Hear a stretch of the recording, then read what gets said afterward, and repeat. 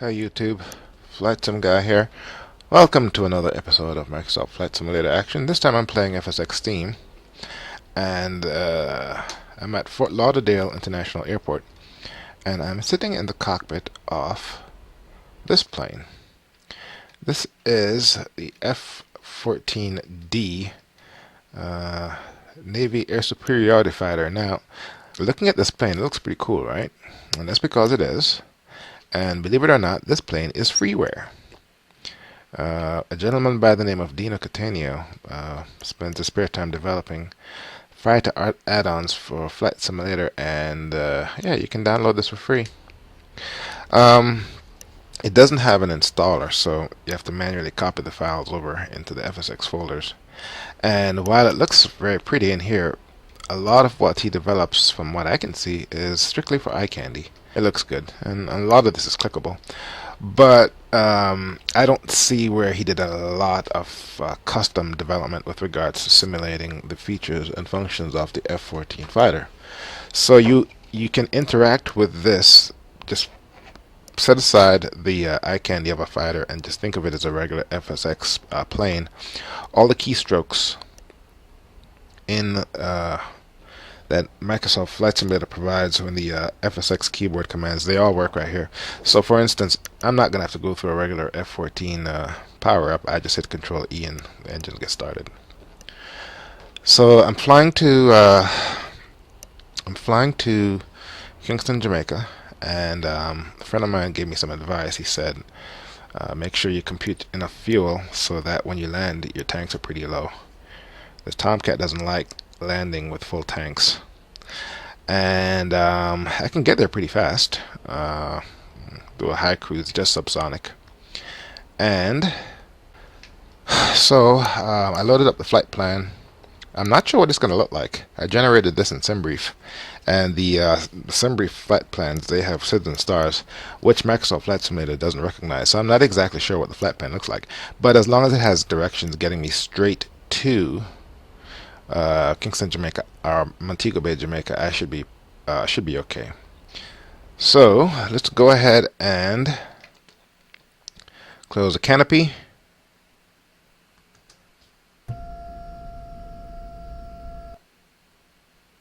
And according to the FSX keyboard command, to get my electrics going, I just need to do a, where is it, right here? I think it's Control M. No, Shift M. Shift M.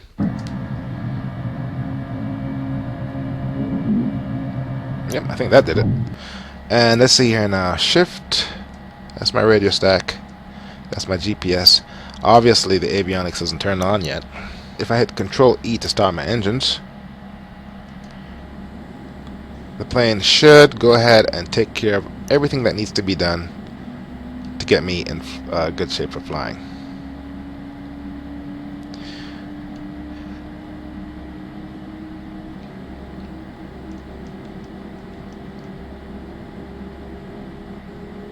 Okay, there goes one engine.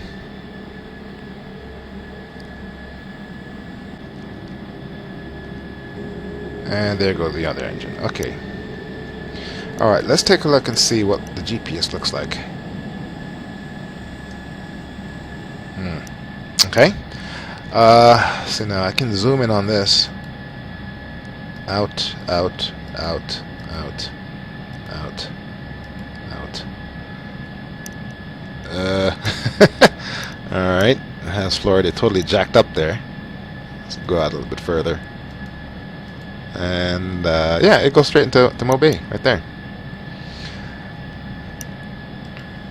I'm going to go ahead and do a pushback. Take a look.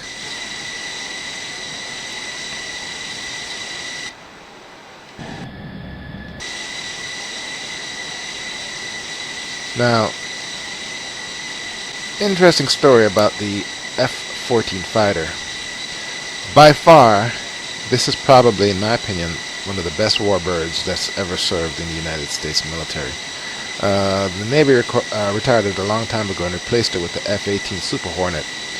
But what I wanted to share with you about the F-14 is it has a swept wing design.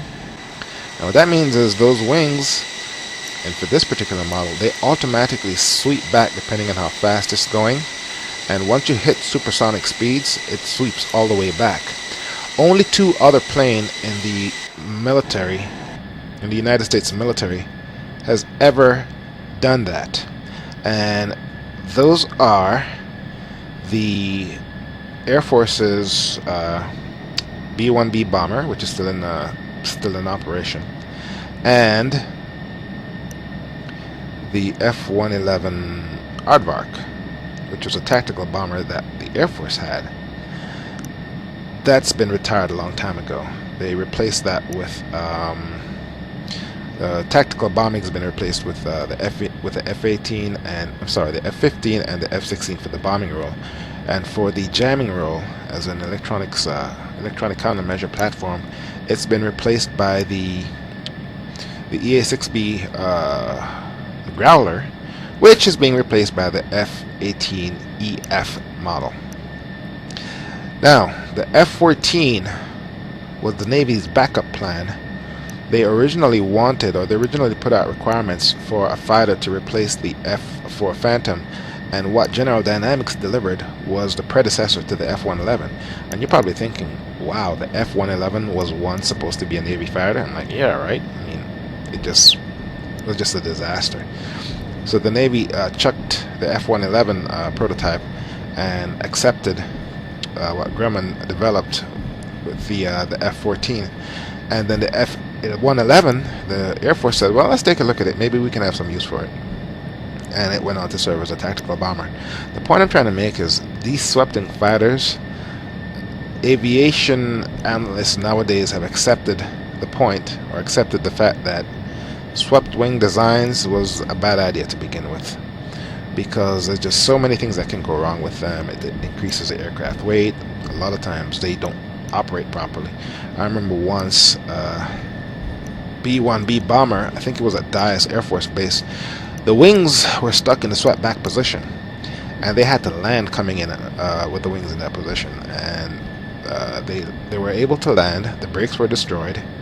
They came in at well over 200 miles per hour, and yeah, the whole swept wing precept was just a bad idea to begin with.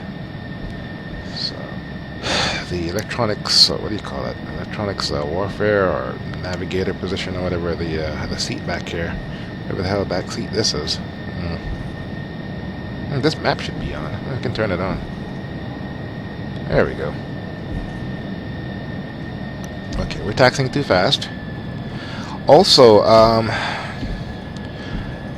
not exactly sure where the trim on this thing is.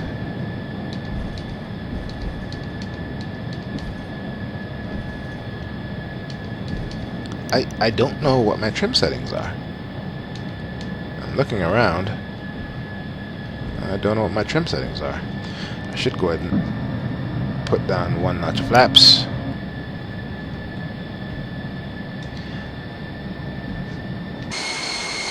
And let's take a look. Yep, we're down one notch, which is good.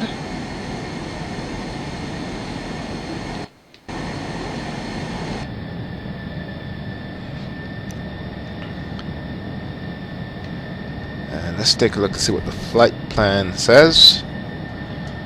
Alright, so according to this, we had to fly heading...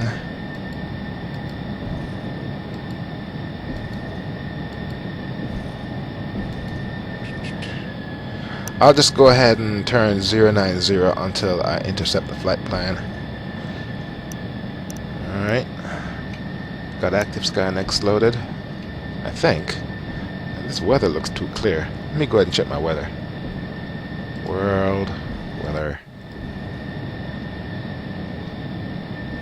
Okay, so I guess the weather is that good. Huh. Wow. Alright. I wonder if I can get the flight plan to show up on... Let me try this. Yes, there it goes. Got the flight plan to show up on the map. So all I have to do is follow my plan. Now, obviously, in the real F-14, it's not this easy. But the truth is, I think for future episodes, I'm going to cut back on aviation, commercial aviation and general aviation, and focus on the military planes, because turn on all my lights. Let's see here. There we go. The current planes, crop of planes that I'm flying, well, to be totally honest, they're getting kind of boring, and I'm ready for a challenge. And nothing gets more challenging than military aircraft. Now, having said that, these Dino's planes, they're good to practice from a performance table on how the aircraft handles with regards to the navigation systems and the weapon systems. I'm gonna have to go to DCS for that. Right, let's tune the tower. Alright, let's go ahead and get going. I'm a little bit concerned about my trim. I don't know where the trim selector is on this thing.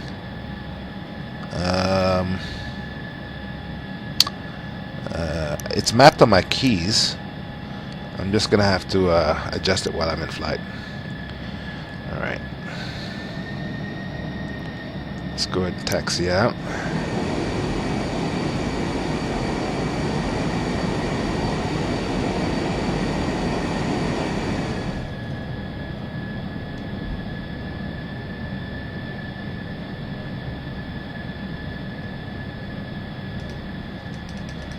Set the parking brakes. Let's go ahead and spool up the engines to about 40%.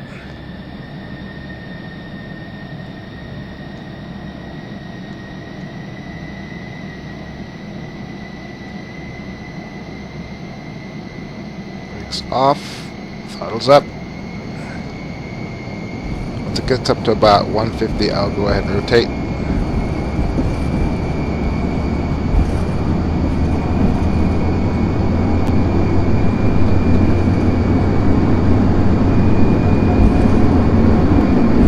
Rotate. Come off the gas a bit. Navy Alpha Delta 160. You're up. You are leaving my airspace. Frequency change approved. Flaps up. Alright.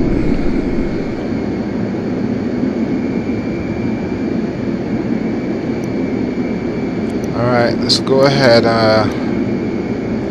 Come left.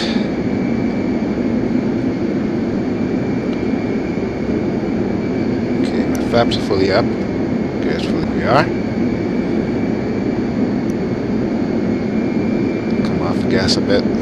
I am exceeding the speed limit for flight below 10,000 feet. I'm pretty sure they make exceptions for military aircraft.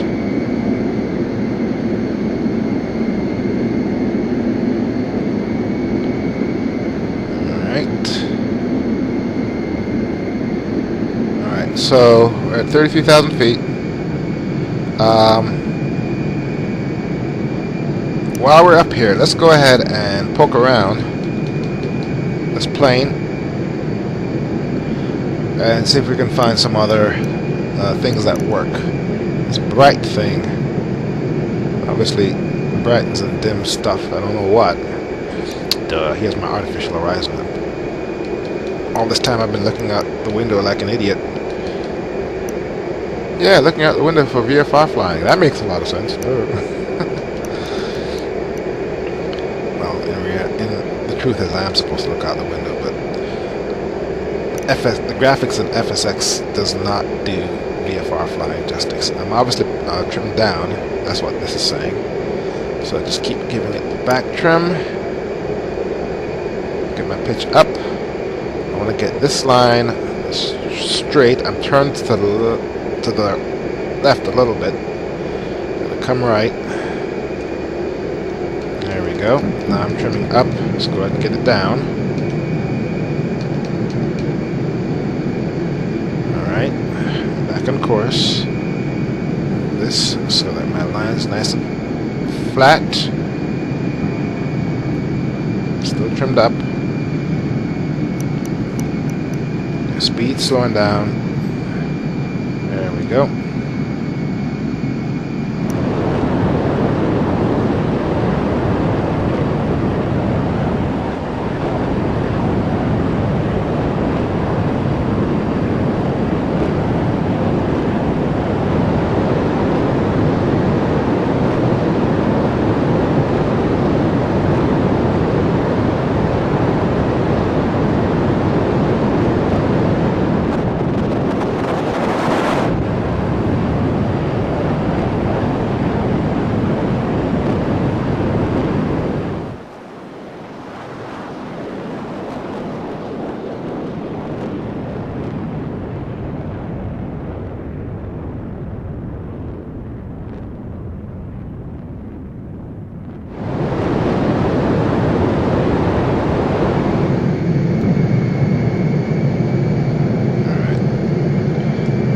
Some sort of landmass shortly.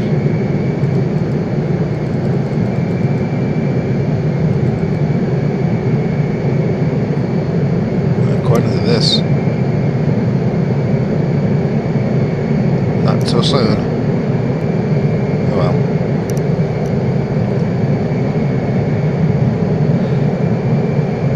Alright, let's go ahead and take it supersonic.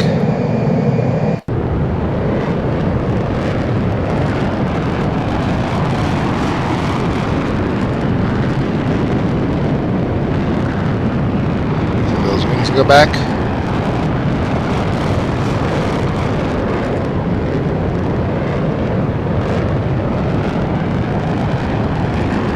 And they're flying faster than the speed of sound.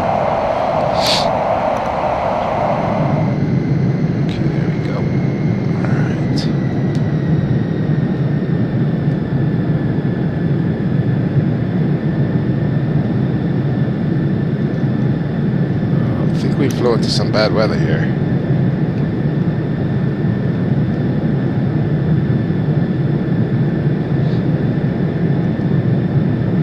Once I get a visual on the airport, I should be okay. Alright.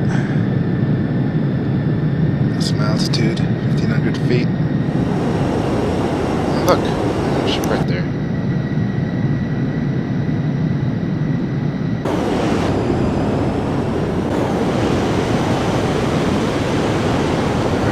Nice and stable.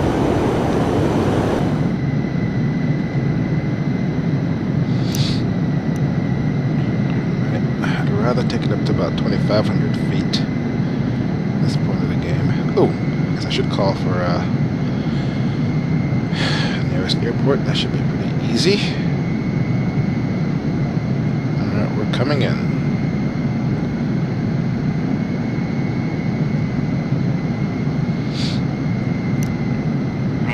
Delta 160, thanks for towers, make straight in, runway 7, altimeter 3000.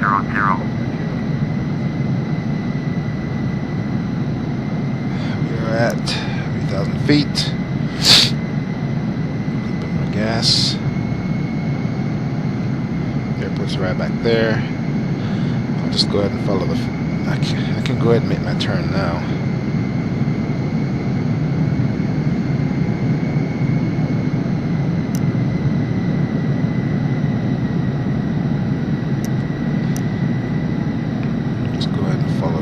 Coastline then.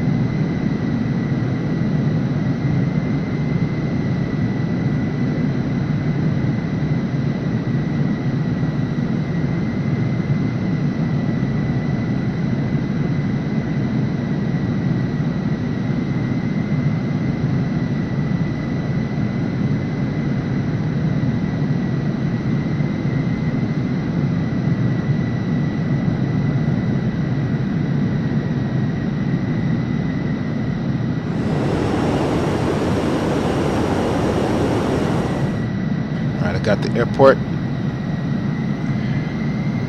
Gear down.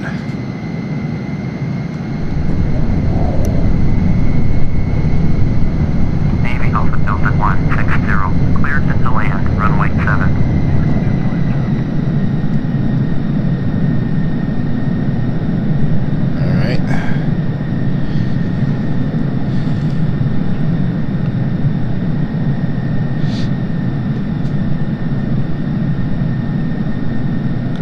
Fast, full flaps.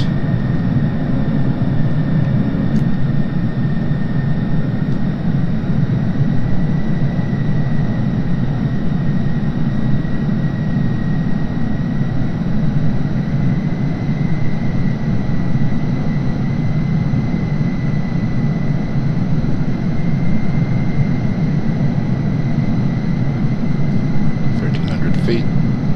180, I believe. I should be touching down at about 130, 135. So I'm 50 knots too fast. That's okay. Once I get aligned with the runway, I can deploy my speed brakes.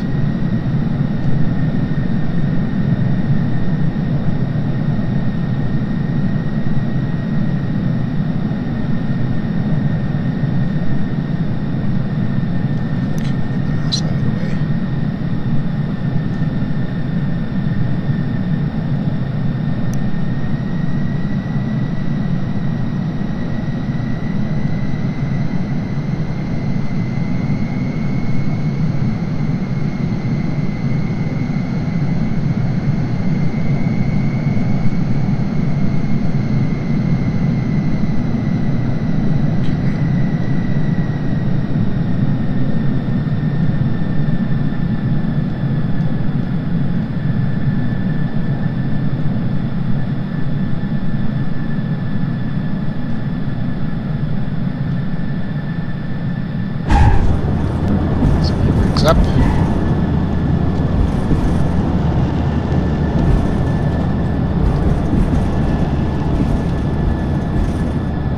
Runway.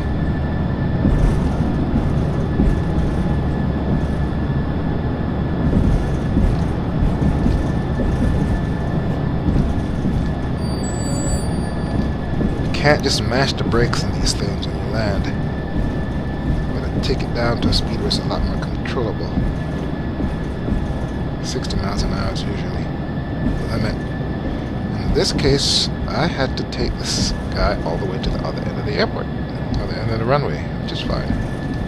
Alpha Delta 160, turn next taxiway. Okay, why is my rudders not responding?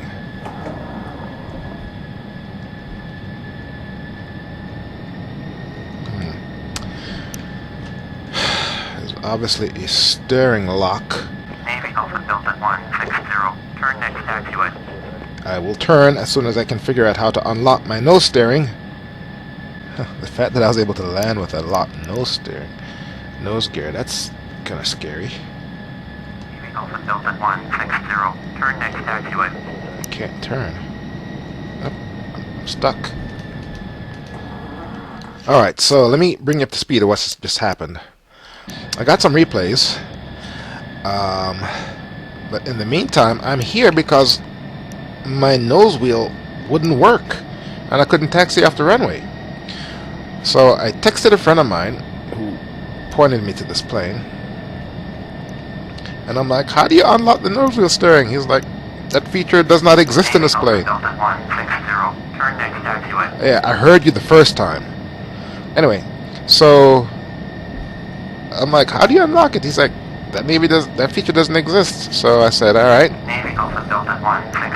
Contact ground on 121.7. So I went ahead and captured my replays, and I'm like, how do I get this thing, to taxi? And all I had to do was set my parking brake, and then, release them, and that did it. So, not a bad flight. Used a lot more fuel than I thought. Next time I'll just leave with full tanks and not, fly around so much. That really impacted my performance, going up and down in altitudes, going on and off course. That really made a big difference. So lessons learned, you have to be careful.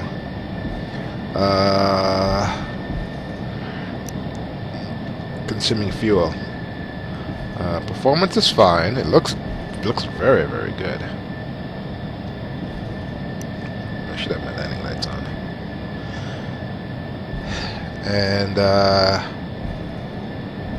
for my first flight in Dino Cataneo's F-14, not too bad. I've done worse. Landing was pretty good. I thought that was a very good landing. Frozen nose gear aside, I'm pretty pleased. Flaps up.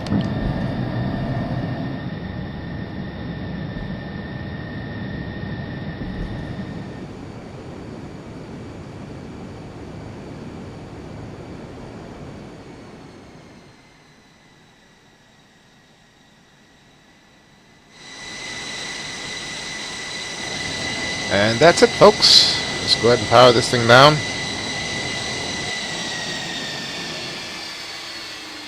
Turn off all the lights. Turn off the power. Is it Shift M? Yep. And open the cockpit.